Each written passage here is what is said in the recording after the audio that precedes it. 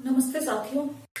आज मेरी इस वीडियो में हम बात करेंगे 1.3 यूनिट 12th क्लास की levels and functions of management. ठीक है कि कितने लेवल्स होते हैं मैनेजमेंट के। क्लियर? तो आगे मैंने एक चार्ट फॉर्म में बनाया हुआ है अच्छे से। 3 टाइप्स के आपके लेवल्स होते हैं। ठीक है, टॉप लेवल, मिडिल लेवल और लोअर लेवल। 3 टाइप्स के ही होते हैं। ये मैंने आपको समझाने के लिए अलग से बनाया हुआ। तो अगर आपसे कोई पूछे कि मैनेजरियल लेवल और नॉन मैनेजरियल लेवल कौन से होते हैं, देखो मैनेजमेंट से रिलेटेड सिर्फ 3 ही होते हैं, top level, middle level, lower level. Workers को नॉन मैनेजरियल लेवल में रखा जाता है। और जब भी आप अपने एग्जाम में इसे प्रेजेंट करें तो इस साइज का भी ध्यान रखें। इसका भी एक मतलब होता है कि ये ट्रायंगल शेप में मैंने क्यों बनाया है। अगर आप ध्यान दो तो ये नीचे जितना जाता है उतना ही ये वाइड होता जाता है। क्यों? क्योंकि टॉप लेवल के मैनेजर्स में board of directors, chief executive officer CEO को ही कहा जाता है, don't be confuse. MD managing director, GM general manager, ये सब बड़े पोस्ट के बंदे टॉप लेवल मैनेजमेंट में आते हैं। तो हमेशा याद रखना, जितने टॉप पे पर्सन काम करते हैं उनकी क्वांटिटी कम ही होती है, इसलिए ये देखो थोड़ा श्रिंक है। नीचे जब आओगे आप तो ये मात्रा इनकी बढ़ती जा रही है। Middle level manager top level की तुलना में ज्यादा नंबर ऑफ पर्सन होते हैं। इनमें कौन शामिल होते हैं? डिपार्टमेंट मैनेजर, डिप्टी डिपार्टमेंट, ये मिडिल लेवल मैनेजर होते हैं। फिर आप और नीचे आओगे तो लोअर लेवल मैनेजर्स देखोगे। यहाँ पे आपके सुपरवाइजर या ऑपरेशन मैनेजमेंट भी काम करता है। ठीक है, ये जो प्लेटफॉर्म है यहाँ पे वर्कर्स काम करते हैं, इनको आप नॉन मैनेजरियल लेवल में भी रख सकते हो। ठीक है, अब इनके 1 बाय 1 में आपको फंक्शंस बताऊंगी कि ये पर्सन क्या काम करते हैं, ये क्या काम करते हैं और ये क्या करते हैं। टॉप लेवल हमेशा ऊपर लेवल पे होता है, प्लानिंग का ही काम करता है। ये नीचे वालों को इनसे कोऑर्डिनेट करता है, मिडिल लेवल को ऑर्डर देता है, मिडिल लेवल लो लेवल से काम कराता है और लोअर लेवल सुपरवाइजर वर्कर से काम कराते हैं। बेसिकली अगर फैक्ट्री में आप देखोगे तो प्लेटफॉर्म वर्कर से ही काम स्टार्ट होता है। ठीक है, आगे इनके हम फंक्शंस की बात करते हैं। चलिए अब हम बात करते हैं टॉप लेवल मैनेजमेंट के फंक्शंस, क्या क्या वो काम करते हैं। सबसे पहले अगर बात की जाए कि टॉप लेवल मैनेजमेंट में कौन आता है, बोर्ड ऑफ डायरेक्टर्स या सीईओ, चीफ एग्जीक्यूटिव ऑफिसर्स। ठीक है, अब ये काम क्या करते हैं तो मैंने इनके फंक्शंस लिखे हैं। ये 6 प्रकार के काम करते हैं। फर्स्ट है आपका डिटरमाइनिंग ऑब्जेक्टिव्स। हमारी जो बिजनेस है उसका ऑब्जेक्ट क्या होगा, ये कौन डिसाइड करता है? ये टॉप लेवल ही डिसाइड करता है। मान लो कि हमें साल के अंत में 1000 lakhs का गोल रखना है कि हमें अपना प्रॉफिट 1000 lakhs तक ले जाना है या 1000 करोड़ तक ले जाना है। ये गोल कौन रखता है? ये बोर्ड ऑफ डायरेक्टर या फिर टॉप लेवल मैनेजमेंट रखते हैं। ठीक है, आगे डिटरमाइनिंग पॉलिसीज। पॉलिसी क्या होती है? जो बोर्ड ऑफ डायरेक्टर द्वारा या टॉप लेवल द्वारा बनाई जाती है। ये पॉलिसीज कैसी होती है? मान लो जैसे कि एक एग्जांपल देती हूँ आपको कि जो हम सेल्स करेंगे वो सिर्फ कैश में ही सेल्स करेंगे। तो ये एक रूल है जो कंपनी को फॉलो करना होगा और ये बनाया किसने? टॉप मैनेजमेंट ने। क्लियर? नेक्स्ट है आपका डिटरमाइनिंग एक्टिविटीज। एक्टिविटीज क्या होती है? काम। कौन कौन से, कि किस तरह से हम रिसर्च करेंगे, क्या हम मार्केटिंग करेंगे, कितना हम प्रोडक्शन करेंगे, ठीक है, कितने कितने हम काम करेंगे। ये एक्टिविटी भी टॉप लेवल द्वारा ही डिसाइड की जाती है। Assembly resources. रिसोर्स क्या होते हैं बेटा? वो साधन जिनसे आप प्रोडक्शन करते हो, जैसे प्लांट, कैपिटल। वैसे कैपिटल पहले लिखना चाहिए कि पैसा आएगा तो उससे आप प्लांट खरीदोगे। ठीक है, मशीन से लगाओगे, असेंबल करते लेबर को रखोगे। ठीक है, ये सारे रिसोर्सेज हैं जो मिलकर प्रोडक्शन करते हैं, तो इनको असेंबल कौन करता है? Top level. आगे कहता है आपका कंट्रोलिंग द वर्क परफॉर्मेंस, जो नीचे के वर्कर है वो अच्छे से काम कर रहे हैं नहीं, जो गोल इन्होंने रखा है, टॉप लेवल ने जो गोल रखा है उसको अचीव किया जा रहा है या नहीं, ये मिडल लेवल के थ्रू देखा जाता है। मिडल लेवल किसको इन्फॉर्मेशन देता है? टॉप लेवल को। और टॉप लेवल ये देखता है कि जो मैंने गोल रखा था क्या वो अचीव हुआ है या नहीं। सीधी तरह अगर शॉर्टकट में बताऊं तो वो कंट्रोल रखते हैं मिडल लेवल के थ्रू, जो हम बिजनेस चलाना चाह रहे हैं, जो हम गोल अचीव करना चाह रहे हैं वो परफॉर्म हो रहा है या नहीं। अप्रूविंग बजट, बजट की काम करने के लिए कितने पैसे लगेंगे। जैसे मान लो कि यहाँ पे इन्होंने अपना गोल रखा, तो क्या 1000 करोड़ रुपए इस बजट में लग जाएंगे? तो ये जो बजट है ये वो है जो पैसा आपके प्रोजेक्ट में लगाया जा रहा है, आपके काम में लगाया जा रहा है ताकि आपके गोल को अचीव किया जाए। और ये अप्रूव कौन करता है? Top level. ठीक है, आई होप आपको ये समझ में आ गए होंगे। इसके बाद हम आगे बात करेंगे मिडल लेवल की और फिर लो लेवल की। आगे हम बात करते हैं आपके मिडल लेवल मैनेजमेंट की। मिडल लेवल जो बीच में एक लेवल है जो टॉप लेवल और लो लेवल दोनों के बीच में कोऑर्डिनेशन करता है। जो आपका मिडल लेवल है उसमें आपके डिपार्टमेंट मैनेजर और डिप्टी मैनेजर ये सभी शामिल होते हैं। देखो अभी मैंने आपको बताया टॉप लेवल, टॉप लेवल ऊपर काम करता है, प्लानिंग बनाता है, काम कैसे करना है ये किसको समझा देता है? मिडल लेवल को। और मिडल लेवल फिर नीचे जो लो लेवल होता है उससे काम कराता है। तो अब हम यही पढ़ेंगे कि मिडल लेवल कैसे काम करता है, उसके फंक्शंस क्या हैं। फर्स्ट फंक्शन है उसका इंटरप्रेटिंग पॉलिसीज। अभी आपको थोड़ी देर पहले बताया टॉप लेवल क्या करता है? पॉलिसी बना देता है कि मुझे जो सेल्स करनी है वो सिर्फ कैश में करनी है, लेकिन उसको इम्प्लीमेंट कौन करेगा? इम्प्लीमेंट कौन करेगा? मिडल लेवल, कि ये काम उसी तरह होना चाहिए जैसे कि टॉप लेवल ने बोला है। आगे हम चलते हैं। सेकंड पॉइंट कहता है आपका प्रिपेयरिंग ऑर्गेनाइजेशन सेटअप। ऑर्गेनाइजेशन क्या होता है? ढांचा, कि किस तरह का हमारा स्ट्रक्चर होगा, किस तरह से हम काम करेंगे।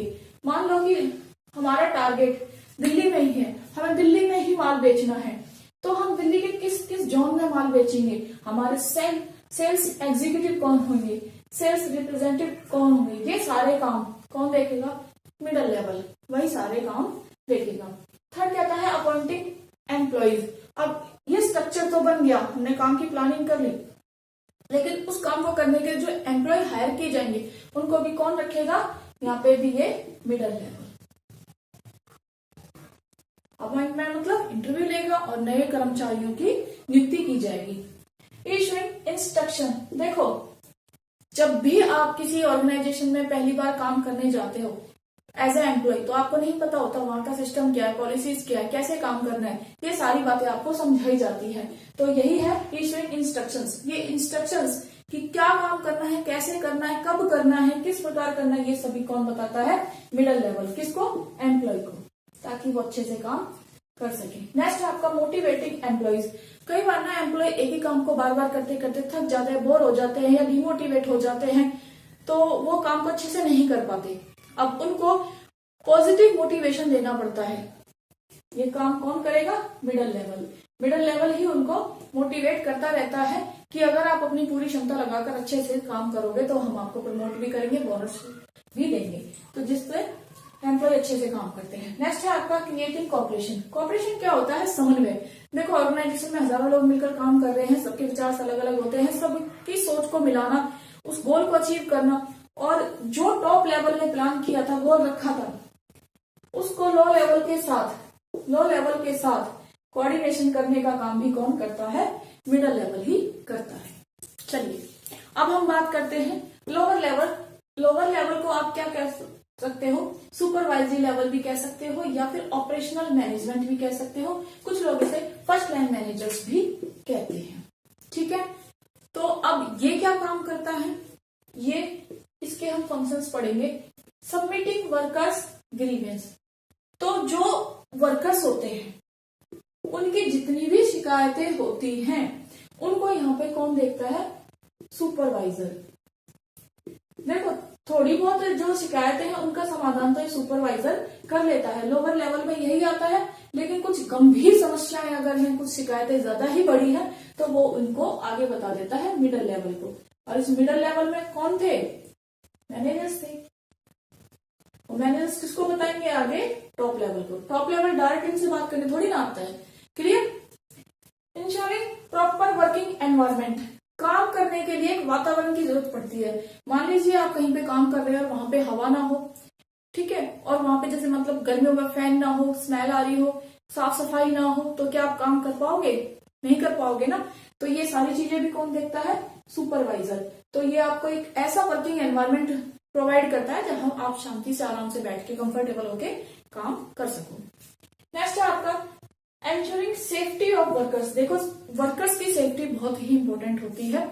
आपने देखा होगा फैक्ट्रियों में बड़ी बड़ी मशीनें होती हैं, छोटी सी लापरवाही से वर्कर्स के हाथ पैर कट सकते हैं, दुर्घटना हो सकती है। ऐसी दुर्घटनाओं को रोकना चाहिए, इसके लिए सुपरवाइजर सेफ्टी प्रोवाइड करता है।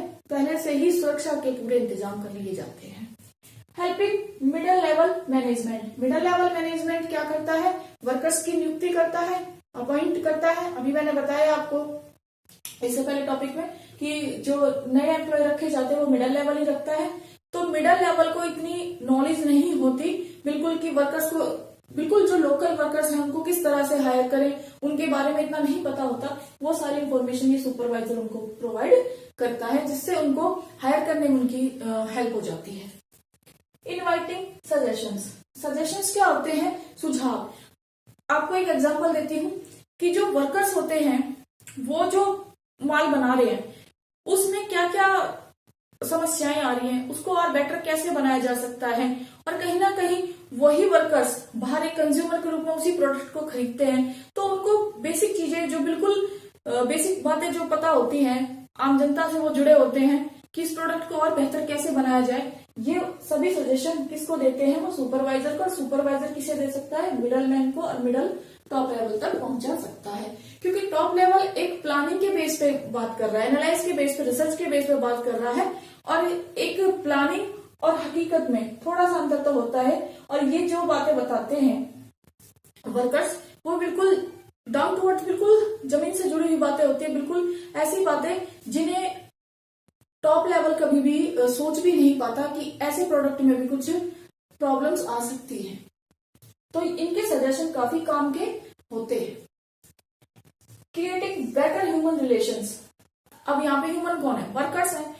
तो वर्कर्स के बीच में आपस में लड़ाइयां झगड़े ना हो, हड़ताल की सिचुएशन ना आ जाए, तालाबंदी ना हो जाए, इन सब से बचने के लिए अच्छा है कि ह्यूमन रिलेशंस अच्छे हों, यानी हर कर्मचारी एक दूसरे के साथ अच्छा बर्ताव करे, ताकि आपका काम, आपका गोल अच्छे से अचीव हो जाए। आगे हम बात करते हैं functions of management. Functions of management यानी प्रबंध के कार्य। हमारे हाथ में देखो 5 फिंगर्स और 5 ही इसके होते हैं फंक्शंस, और ये स्टेप बाय स्टेप ही करें। यानी जैसे A B C D एक सीक्वेंस में होती है, A से पहले B कभी नहीं आता, 1 2 3 4 5 उसी सीक्वेंस में आप कृपया करके इन्हें लिख के, ताकि आप नंबर अच्छे से वहां पे स्कोर कर पाए। तो फर्स्ट आपका कहता है प्लानिंग। प्लानिंग क्या कहता है कि आप भविष्य के लिए, फ्यूचर बेस्ड होती है ये, कोई योजना बना रहे हो तो वो प्लानिंग कहलाती है। यानी मुझे क्या करना है, कैसे करना है, what to do, how to do, ये सब प्लानिंग में आता है। तो एक मैनेजमेंट में सबसे पहला काम एक प्लानिंग का होता है कि मुझे क्या गोल रखना है, कैसे मुझे उसे अचीव करना है, कौन कौन से साधन जुटाने हैं। ये सारी बातें टॉप लेवल ही प्लानिंग में पहले ही प्लान कर लेता है। भविष्य पर आधारित होती है, तो ये अनिश्चित भी होती है। अनिश्चित मतलब अनसर्टेन। बच्चा यहाँ पे आप ध्यान देना, एमसीक्यूज भी आ जाते हैं, वहां पे प्लानिंग पूछ लिया जाता है कि प्लानिंग क्या है। तो प्लानिंग के साथ एक तो फ्यूचर वर्ड भी होता है अनसर्टेन, ये फ्यूचर से रिलेटेड होती है, भविष्य के बारे में आप योजना बना रहे हो। और अनिश्चित भी होती है क्योंकि आपको पता नहीं कि फ्यूचर में क्या होने वाला है। ठीक है। दूसरा है बच्चों आपका ऑर्गेनाइजिंग। ऑर्गेनाइजिंग का मतलब है कि आपको एक स्ट्रक्चर बनाना है। स्ट्रक्चर मतलब कि कहाँ कहाँ पे मेरे डिपार्टमेंट होंगे, कौन कौन से डिपार्टमेंट होंगे, जैसे कि मार्केटिंग में मेरा कौन होगा, फाइनेंस में मेरे क्या होंगे, इस तरह के डिपार्टमेंट सभी को स्ट्रक्चर या ऑर्गेनाइजेशन में शामिल कर लिया जाता है। उसके बाद यहाँ पे स्टाफिंग होता है। पहले आपने स्ट्रक्चर बना लिया कि ये वाला मेरा डिपार्टमेंट होगा सेल्स का, ये मेरा परचेज का डिपार्टमेंट होगा, यहाँ मेरा प्रोडक्शन होगा। उसके बाद उन पे ह्यूमन की नियुक्ति की जाती है, यानी एम्प्लॉयमेंट किया जाता है, यानी लोगों को काम पर रखा जाता है। तो एम्प्लॉयमेंट में आप क्या करते हो, स्टाफिंग। स्टाफिंग में मतलब आप लोगों को काम पर रख रहे हो। तो इसमें भी कुछ पॉइंट्स आप याद रखना कि सबसे पहले आप ये देखते हो कि आपको कितनी मैन पावर चाहिए, एनालाइज करते हो कितने लोग आपको काम पे रखने हैं, कितने लोगों की काम पे जरूरत है। उसके बाद आप रिक्रूटमेंट करते हो, सिलेक्शन करते हो, ठीक है, उनको ट्रेनिंग देते हो, उनका डेवलपमेंट करते हो। तो ये अगर आप ध्यान दो तो 12th क्लास में पूरे प्रॉपर चैप्टर्स के नाम है और ये पूरे डिटेल में है। तो मैं अभी आपको सिर्फ फंक्शंस करा रही हूँ, बाद में नेक्स्ट चैप्टर में मैं इनकी आपको डिटेल अच्छे से बता दूंगी। आगे बच्चों, डायरेक्टिंग मोस्ट इंपोर्टेंट। डायरेक्टिंग होता है आपको निर्देश देना, किस तरह से काम करना है ये बताया जाता है डायरेक्टिंग में। ये 4 टाइप्स की होती है। फर्स्ट आपका है सुपरविजन, सेकंड आपका कम्युनिकेशन, थर्ड है आपकी लीडरशिप और फोर्थ है आपका मोटिवेशन। कई बार ये भी आ जाता है डायरेक्टिंग डैश डैश डैश और वहां पे ऑब्जेक्ट में दिए जाते हैं supervision, communication, leadership, motivation, all of the above. क्या ये सभी इसके पार्ट हैं? तो आप वहां पे टिक कर देना, हाँ ये सभी डायरेक्टिंग के ही पार्ट हैं। सुपरवाइजन क्या होता है? सुपरविजन में क्या करते हो आप? सुपरवाइजर जो होता है वो ये देखता है कि जो आपके कर्मचारी हैं उन्होंने काम अच्छे से किया है या नहीं, जैसा आपने प्लानिंग की थी या जैसे आपने गोल रखा था उन्होंने उस तरह से काम को किया है या नहीं, यानी काम की बारीकी से जांच करता है। कम्युनिकेशन ये होता है कि आप अपने मन की बात को दूसरे तक पहुंचा रहे हो, यही होता है। और यहाँ पे आप क्या करते हो, यहाँ पे जो लो लेवल की बातें हैं उनको कहाँ पहुंचाया जाता है? टॉप लेवल तक। और टॉप लेवल के सारे ऑर्डर्स वगैरह किसको दिए जाते हैं? लो लेवल तक, ठीक है। लीडरशिप में क्या होता है कि आपके अंदर एक मैनेजर के साथ साथ एक लीडर के भी गुण होने चाहिए। एक ऐसा नेता होना चाहिए जो अपने फॉलोवर्स यानी जो आपके साथ काम कर रहे हैं उनको मोटिवेट करता रहे और उनको साथ में लेकर चले। मोटिवेशन यानी आप जब एज लीडर काम कर रहे हो और जो आपके एम्प्लॉय हैं जब वो थक जाते हैं काम करके या फिर काम करना नहीं चाहते, उनके अंदर निराशावादी प्रवृत्ति आ जाती है, तो आप उनको मोटिवेट करते हैं कि उनको ज्यादा से ज्यादा उत्साहित रहना है और काम करना है ताकि उनके आगे बोनस प्रमोशन मिलते रहे और गोल अचीव होता रहे। कंट्रोलिंग लास्ट पॉइंट है आपका। ये क्या कहता है कि जब आप एक स्टैंडर्ड काम का एक स्टैंडर्ड होता है, मान लो कि मुझे 8 घंटे काम करना है और मुझे 100 प्रोडक्ट बनाने हैं, कहीं कि मैंने स्टैंडर्ड तय किया है। पर उसके बाद मुझे ये देखना पड़ता है जो एक्चुअल मेरा काम हुआ है वो कितना हुआ है। मान लो मेरा 8 घंटे में सिर्फ 90 ही प्रोडक्ट बने हैं। कितने बने बच्चा? 90। तो मैं ये देखूंगी डेरिवेशन कहाँ हुआ। डेरिवेशन मतलब अंतर मेरा कितना आया? मुझे 100 बनाने थे, 90, यानी मेरे 10 कम क्यों बने हैं, मुझे कहाँ पे कमियां रह गई। तो मैं उसको एनालाइज करूंगी और एनालाइज के बाद क्या करूंगी, मैं करेक्शन करूंगी, सुधार करूंगी ताकि आगे मेरे 100 ही बने, 90 ना बने। तो यहाँ पे उन सभी चीजों को ठीक किया जाता है जिसकी वजह से आप अपने गोल को अचीव नहीं कर पा रहे हो, तो इसे कंट्रोलिंग कहते हैं। कंट्रोलिंग और प्लानिंग साथ साथ चलती है।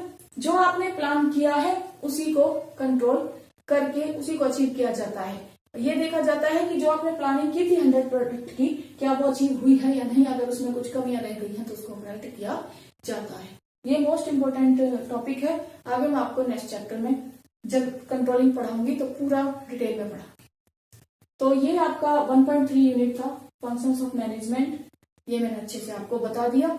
आगे एक कोऑर्डिनेशन टॉपिक है, उसकी वीडियो देखने के लिए आप प्लेलिस्ट में जाओगे और वहां पे 1.4 यूनिट में कराऊंगी।